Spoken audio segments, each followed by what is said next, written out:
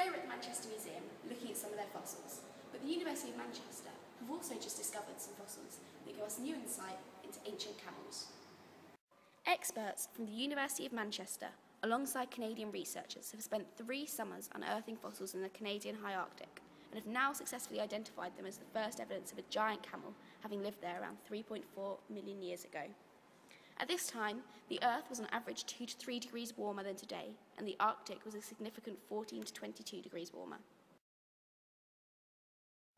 Camels are traditionally associated with the hot, dry conditions of the desert, so it is surprising to hear that 45 million years ago, camels arrived in North America. They would have travelled from Eurasia via a land bridge connecting Alaska and Russia.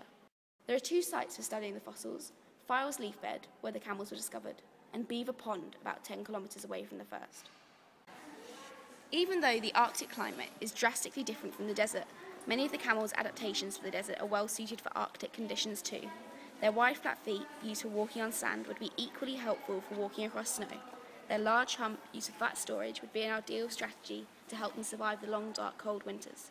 During the periods of low light in the winter, their large eyes would also be beneficially adapted.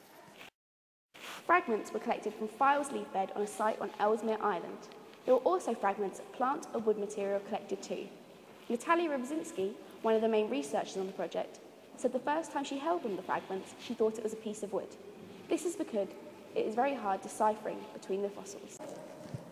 Some physical evidence suggested that the bone fragments belong to a group of clove-toothed mammals known as artiodactyls. A 3D laser scanner was used to construct the 30 bone fragments and allow them to be reassembled and realigned.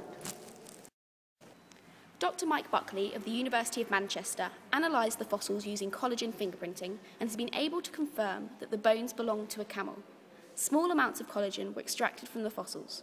A collagen profile was constructed using chemical markers for the peptides that make up the collagen, and this profile was compared to those of 37 modern mammal species. The closest match for the high Arctic camel was indeed modern camels, specifically dromedaries, camels with only 1 hump. This is the first time that collagen has been used to identify such ancient bone fragments. The fact that the protein survived for 3.5 million years was due to the Arctic conditions that preserved it. Rybczynski and her colleagues are able to conclude that the Ellesmere bones belong to a camel, and they are likely to be the same lineage as Paracamelus, an ancient extinct group of camels.